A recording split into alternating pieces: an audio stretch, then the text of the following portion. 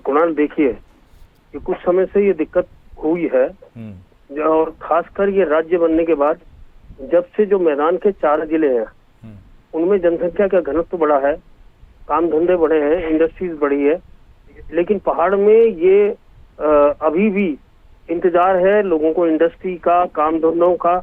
और पहाड़ में केवल सरकारी नौकरी के अलावा पहले फौज में लोग जाते थे, लेकिन जब से अग्निवीर योजना लागू हुई है तो उसके बाद वो इंटरेस्ट भी युवाओं का खत्म हुआ है, कम हुआ है, ये कहना चाहिए, खत्म तो नहीं कहना चाहिए, कम हुआ है। और देखिए अब ये पिछले कुछ समय से जो हो रहा है, क्योंकि मैदानी क्षेत्र में तो सारी सुविधाएं हैं, लेकिन पहाड़ में वो सुविधाएं जुटाना एक बड़ा मुश्किल काम है। पहाड़ में केवल आप ये समझ लीजिए कि सरकारी नौकरी के अलावा चाहे वो पुलिस की हो, स्कूल्स की हो या और प्रशासनिक ऑफिसेज में हो, उसके अलावा कहीं कोई रोजगार का स्कोप नहीं है। अब स्थिति ये होती है कि पहाड़ में अगर कोई काम करता है, अपना काम करता है, तो उससे उसका जॉब प्रोफाइल पूछा जाता है। कोशिश लड़कियों की भी ये कोशिश होती है कि जो मैदानी क्षेत्र में लड़का स्टैब्लिश हो उसी के साथ शादी की जाए। तो ये दिक्कत आ रही है, ये व्यवहारिक दिक्कत है। और इसको जब तक ये सामाजिक ताना बाना नहीं बदलता या पहाड़ में रोजगार के अवसर ज्यादा नहीं पैदा होते, तब तक ये दिक्कत होगी। और आपने तमाम उदाहरण दिए हैं कि किस तरह कहाँ कौन कौन लोग अभी तक कुंवारे रह गए या जिनके रिश्तों की कमी है, ये तमाम उदाहरण हैं।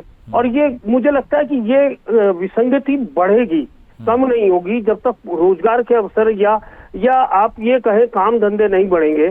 अब जैसे उत्तराखंड के 2 रीजन हैं, गढ़वाल और कुमाऊं जी।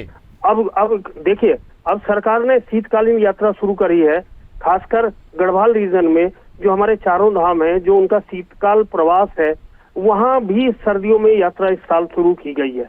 तो कुछ टूरिस्ट वहां भी आए हैं, लेकिन जो मेन फोकस रहता है वो गर्मियों का होता है, 6 महीने का होता है, जब इन धामों के कपाट खुलते हैं, साथ में हेमकुंड साहिब के कपाट खुलते हैं, तो उन रास्तों में एक सीजनल रोजगार तो लोगों को मिल जाता है दुकान के नाम पर या और कामों के नाम पर, लेकिन वो साल भर का रोजगार नहीं होता।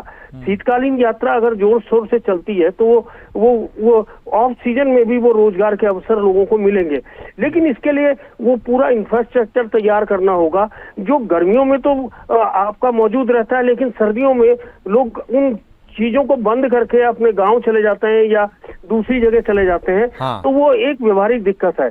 और देखिए, ये एक दिन में होने वाली प्रक्रिया नहीं है, ये धीरे धीरे होने वाली प्रक्रिया है। और इसको देखिए टाइम लगेगा, और वो टाइम भी आएगा। बहुत सारे लोग कोविड के बाद जो वापस आए हैं पहाड़ में, उन्होंने अपने स्वरोजगार, किसी ने बागवानी शुरू कर दिए, किसी ने फूल उगाने शुरू कर दिए, किसी और ने डेयरी का काम शुरू कर दिया, तो वो लोग वापस आए हैं, उन्होंने अपनी जड़ों को मजबूत किया है। और देखिए, लेकिन वो पहले से इस्टेब्लिश थे मैदानी क्षेत्रों में, वो लोग काम कर पाए।